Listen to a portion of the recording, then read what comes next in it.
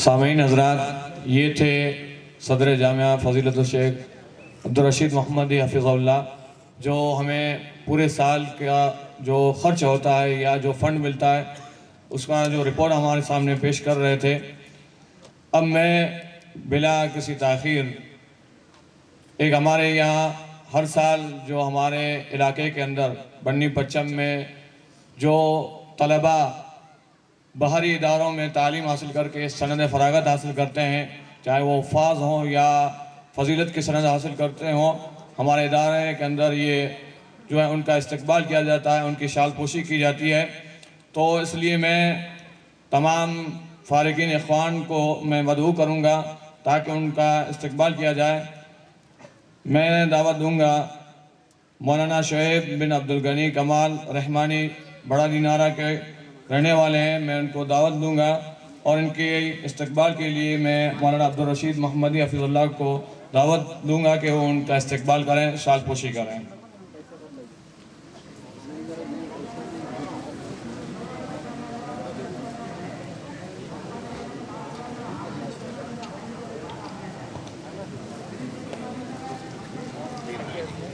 انشاءاللہ ایکڑو اعلان ہے کہ انہی علماء کرام جی جو کو سواگت تھیندو یا شال پوشی تھیندی، انہی پٹھیا جو کو پانچا خاص مقرر رہیں فضیلت الشیخ عبدالوہاب مدنی حفظ اللہ نے فضیلت الشیخ مولانا شعیب محمد جوناگڑھی حفظ اللہ، انہی جو انشاءاللہ خطاب باقی ہے۔ اتریلا منی سے مؤدبانہ التباس ہے کہ آئیں پنے جگہ مکتے برقرار ہو جا، انہی جو خطاب سنی کریں انشاءاللہ اختتام جو اعلان کریں میں چیندو۔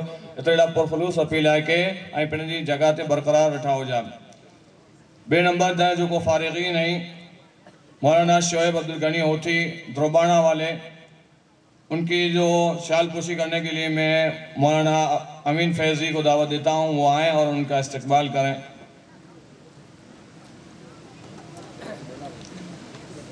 تیسرے صاحب ہیں مولانا عبدالغفار سراجی، سمرہ پور کے رہنے والے ہیں، ان کے شال پوشی کے لیے میں مولانا عبدالحمید سلفی کو مدعو کروں گا، وہ آئے اور مولانا کی جو ہے شال پوشی کریں۔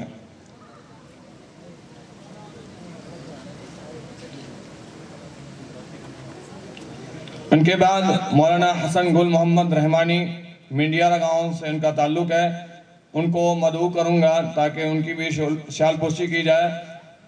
ان کی شال پوشی کے لیے مولانا یونس جامعہ حفظ اللہ آئیں اور ان کا استقبال کریں۔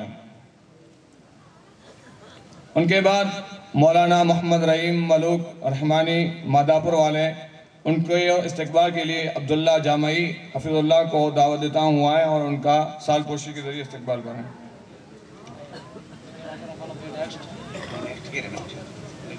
ان کی غیر حاضری میں مولانا عیسیٰ اوتھی کو دعوت دیتا ہوں اور ان کا استقبال کرنے کے لیے مولانا عبداللہ جامعی آئیں اور ان کا استقبال کریں۔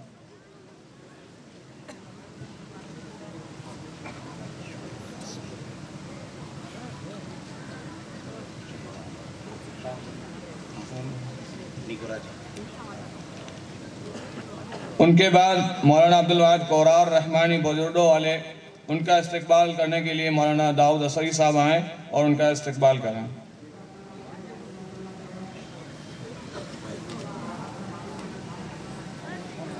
ان کے بعد جامعہ رحمانیہ نڈیاد سے سند عالمیت حاصل کرنے والے مولانا عبدالکریم رمضان تگا والے کو مدعو کروں گا، ان کے استقبال کے لیے مولانا نور محمد نوری کو مدعو کروں گا، وہ ان کا استقبال کریں۔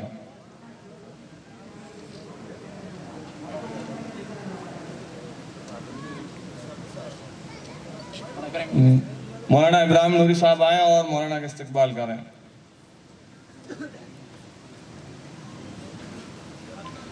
ان کے بعد حافظ عبدالقیوم بن اسماعیل جونا ڈیڈیا والے، ان کا بھی جو ہے شال پوشی کے ذریعے استقبال کیا جائے گا۔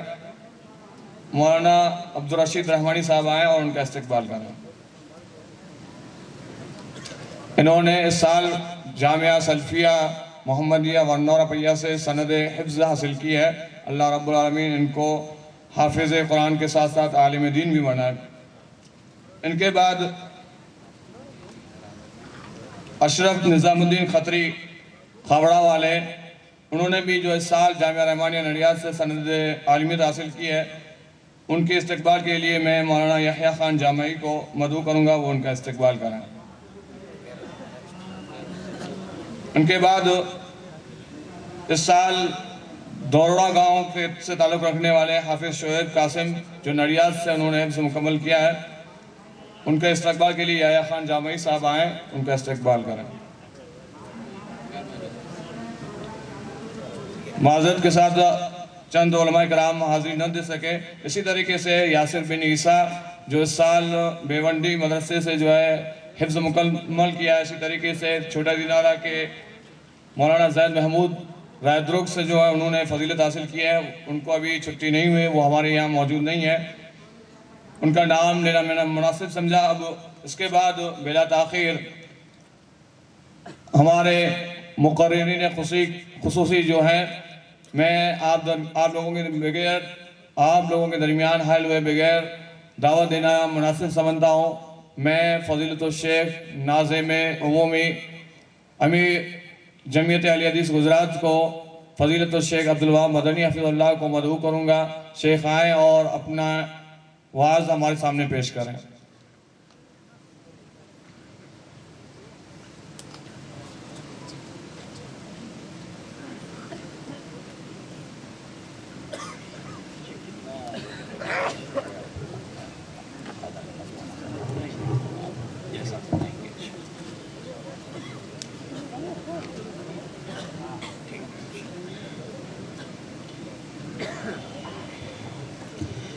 السلام علیکم ورحمۃ اللہ وبرکاتہ۔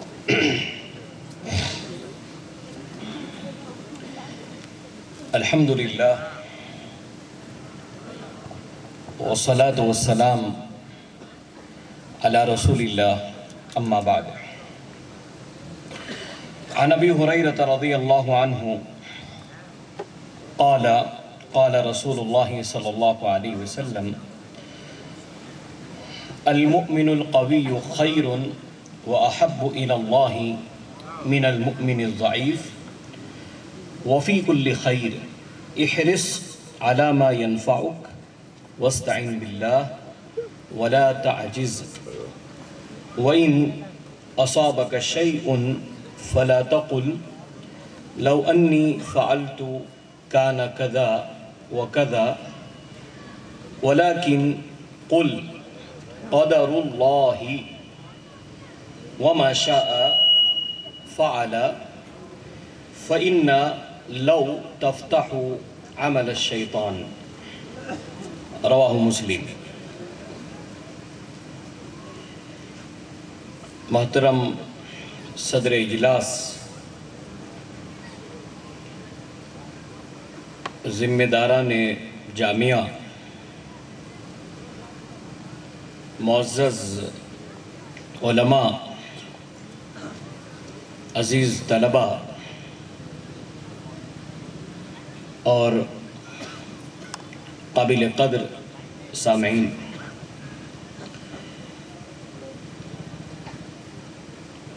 میں کوئی بہت بڑا خطیب نہیں ہوں اور عام طور پر بڑے جلسوں میں خطاب بھی نہیں کرتا ہوں، لیکن ہمارے کچھ کے جو احباب ہیں، ان کی محبتیں ہیں جو مجھ کو یہاں تک لے آتی ہے، اور وہ بڑے القاب سے مجھ کو پکارتے ہیں۔ حالانکہ میں اسٹیج پر دیکھ رہا ہوں کہ جو علماء یہاں پر تشریف فرما ہیں وہ ماشاءاللہ بسطتاً فی العلم والجسم دونوں ہیں، جسمانی اعتبار سے بھی کافی قوی ہے اور علمی اعتبار سے بھی الحمدللہ ان کا مستوی کافی اعلیٰ ہے، اور کچھ بھائی ایسے بھی ہیں جو علمی اعتبار سے تو الحمدللہ مجھ سے کافی قوی ہیں، اللہ نے بہت علم و فضل سے نوازا ہے، لیکن جسمانی اعتبار سے تھوڑا مجھ سے کم ہوں گے۔ آج کی یہ جو تقریر آپ کے سامنے میں پیش کرنے جا رہا ہوں، دیکھیں میری تقریر دو حصوں میں تقسیم کرتا ہوں۔ تقریر کا پہلا حصہ جو حدیث میں نے آپ کے سامنے پڑھی ہے، انشاءاللہ اس کی مختصر شرح کروں گا، اور تقریر کا جو دوسرا حصہ ہے وہ مولانا عبدالرحیم پچھمی رحمۃ اللہ علیہ کی حیات و خدمات سے متعلق ہے، انشاءاللہ چند منٹ میں آپ کے لوں گا۔ عن ابی ہریرہ رضی اللہ عنہ قال قال رسول اللہ صلی اللہ علیہ وسلم المؤمن القوی خیر واحب الی اللہ من المؤمن الضعیف۔ ابو ہریرہ رضی اللہ عنہ فرماتے ہیں کہ اللہ کے رسول صلی اللہ علیہ وسلم نے فرمایا کہ طاقتور مومن، المؤمن القوی، طاقتور مومن بہتر ہے اور اللہ کے نزدیک زیادہ محبوب ہے، اللہ کو زیادہ پسندیدہ ہے ایک کمزور مومن سے۔ پہلی بات جو اس حدیث کے اندر بیان کی گئی ہے، ہم اور آپ اس کو سمجھ لیتے ہیں۔ اللہ کے رسول صلی اللہ علیہ وسلم نے فرمایا کہ طاقتور مومن اللہ رب العزت کے نزدیک بہتر ہے، اور اسی طریقے سے اللہ کے نزدیک وہ زیادہ پسندیدہ ہے، اللہ کو زیادہ محبوب ہے بنسبت اس مومن کے جو مومن کمزور ہے، جو مومن طاقتور نہیں ہے۔ سب سے پہلے اس حدیث کے متعلق جو میں آپ کے سامنے بیان کرنے جا رہا ہوں، عام طور پر جب بھی یہ حدیث کہیں پڑھی جاتی ہے تو ہمارا ذہن اس بات کی طرف جاتا ہے کہ شاید اس حدیث کا بنیادی مقصد یا اس حدیث کا بنیادی پیغام یہ ہے کہ ایک مومن جو ہے وہ خوب طاقتور ہونا چاہیے، ایک مومن جو ہے وہ جسمانی اعتبار سے بہت مضبوط ہونا چاہیے۔ یہ پہلا معنی ہمارے ذہن میں آتا ہے، جبکہ یہ بات درست نہیں ہے۔ اس کا سب سے صحیح معنی یا اس کا وہ معنی جس کو اہل علم سب سے پہلے اخذ کرتے ہیں، سب سے پہلے بیان کرتے ہیں، وہ یہ ہے کہ المؤمن القوی، طاقتور مومن سے مراد وہ ہے جو اپنے ایمان کے اعتبار سے مضبوط ہو، جس کا ایمان قوی ہو، جس کا ایمان قوی ہو۔ اب ایمان قوی ہونے کا کیا مطلب ہے؟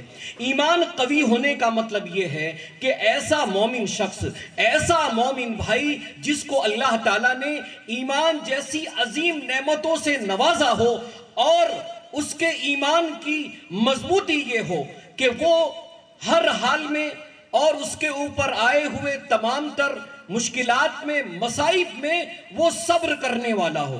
ایک مومن کو اس کا ایمان صبر کی طرف لے جاتا ہے۔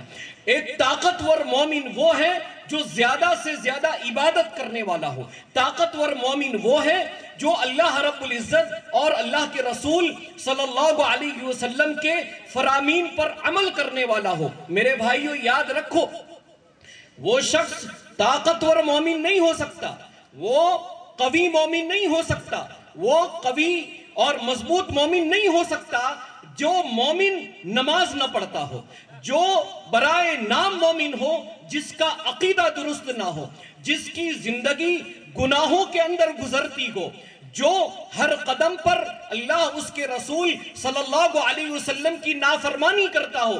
یاد رکھیے، طاقتور مومن، قوی مومن وہ ہے جو ہر حال میں اس کا ایمان مضبوط ہو، اس کا ایمان قوی ہو، یعنی کہ وہ اللہ رب العزت پر توکل کرنے والا ہو۔ وَتَوَكَّلْ عَلَى الْحَيِّ الَّذِي لَا يَمُوتُ۔ طاقتور مومن وہ ہے جو اللہ رب العزت سے ڈرنے والا ہو۔ طاقتور مومن وہ ہے جو اپنے معاملات کو اللہ کے حوالے کرنے والا ہو۔ طاقتور مومن وہ ہے جو نفع اور نقصان میں اللہ کی طرف رجوع کرتا ہو۔ طاقتور مومن وہ ہے، میرے بھائیوں، ہم جب طاقت کی بات کرتے ہیں تو ہم اور آپ یہ سمجھتے ہیں کہ یہ طاقت لڑنے جھگڑنے کے لیے ہے۔ میرے بھائیوں، طاقتور مومن اور ایک ایمانی قوت یہ ہوتی ہے کہ ایک انسان کو ایمان کے ساتھ ساتھ جسمانی اعتبار سے بھی مضبوط بنایا، لیکن اس کے باوجود بھی ایک طاقتور، ایک قوی مومن جس کے پاس ایمانی قوت بھی ہے اور جسمانی قوت بھی ہے، تو اس کے پاس جو ایمانی قوت ہے وہ اس کی جسمانی قوت کا غلط استعمال نہیں ہونے دیتی ہے۔ یعنی کہ ایک مومن جس کا ایمان قوی ہے وہ اپنے آپ پر کنٹرول رکھتا ہے، کسی کے اوپر ظلم نہیں کرتا، اپنی طاقت کا، اپنی قوت کا غلط فائدہ نہیں اٹھاتا، کسی کے مال کو ہڑپ نہیں کرتا ہے، اپنی طاقت، اپنی جسمانی قوت کے بنا پر وہ لوگوں کے درمیان ناانصافی نہیں کرتا ہے۔ یہ حقیقی مومن ہے، وہ مومن جو ایمان کے اعتبار سے قوی ہو۔ فرمایا المؤمن القوی خیر و احب الی اللہ من المؤمن الضعیف۔ آخر جس کے پاس کم ایمان ہے، جس کے پاس ایمانی قوت ایک دوسرے مومن سے کم ہے، اس سے وہ مومن جو ایمانی قوت جس کے پاس زیادہ ہے، جو اللہ کی زیادہ عبادت کرنے والا ہے، جو اللہ کے رسول کی زیادہ اطاعت کرنے والا ہے، وہ اللہ کے نزدیک بہتر بھی ہے اور اللہ کے نزدیک پسندیدہ بھی ہے۔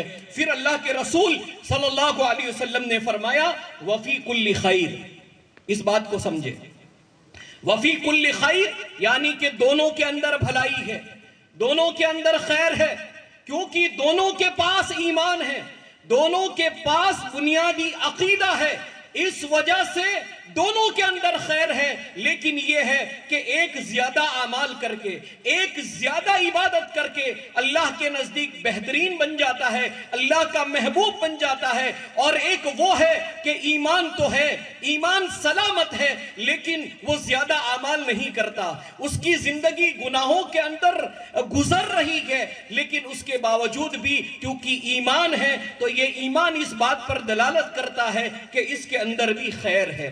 پھر اللہ کے رسول صلی اللہ علیہ وسلم نے فرمایا احرص علی ما ینفعک۔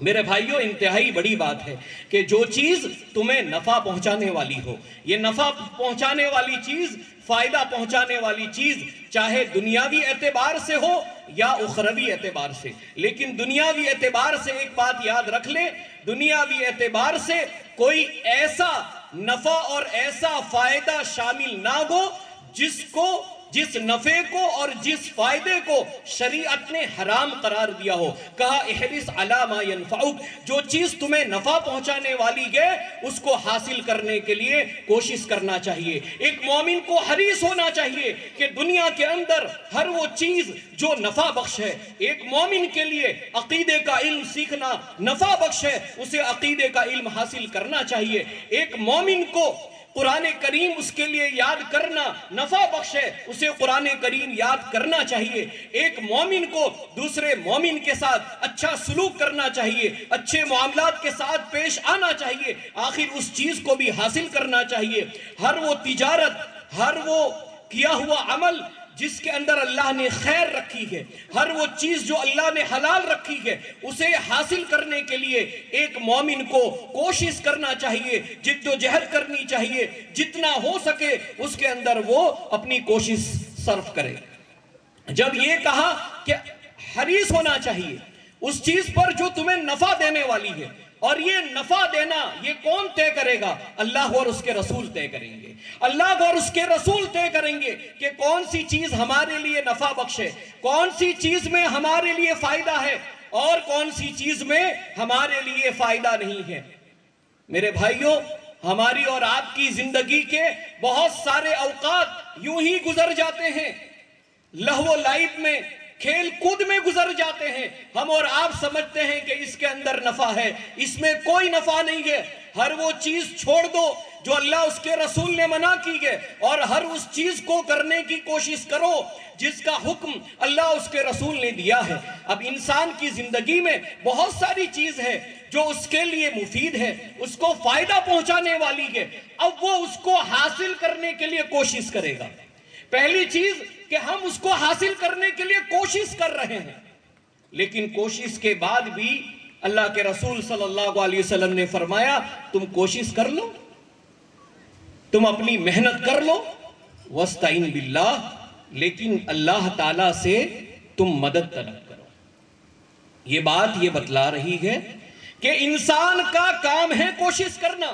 میرے بھائیوں، ہم اور آپ اپنی زندگی کے اندر کئی معاملات میں بہت ساری چیزوں میں کتنی بھی کوشش کر لے لیکن اللہ کی مدد لینا نہ بھولے. ایک انسان یہ سوچتا ہے کہ میں بہت طاقتور ہوں, کسی کو بھی پچھاڑ سکتا ہوں, وہ اپنی طاقت پر غرور کرتا ہے. ایک انسان ہے, اس کے پاس دولت ہے, وہ سوچتا ہے اس لیے دولت میرے کام آ جائے گی, ہم کچھ بھی کر لیں. اگر اللہ تعالیٰ کی مدد شامل نہیں ہے, اللہ کی مدد شامل نہیں ہے, تو اس کے بغیر ہم اور آپ کچھ نہیں کر سکتے. کہا ہر وہ چیز جو تمہیں فائدہ دینے والی ہے اس کے لیے کوشش کرنے کے ساتھ ساتھ کیا ہے, اللہ تعالیٰ کی مدد طلب کرو. اور مدد کی جب بات آئی تو ایک دعا ہم اور آپ پڑھتے ہیں جس کے بارے میں اہل علم میں بعض لوگوں نے یہ ذکر کیا کہ اس کو یا تو درود کے بعد پڑھا جائے قبل السلام, اور بعض اہل علم نے یہ کہا کہ یہ سلام کے بعد پڑھی جائے, اور وہ مشہور دعا ہے.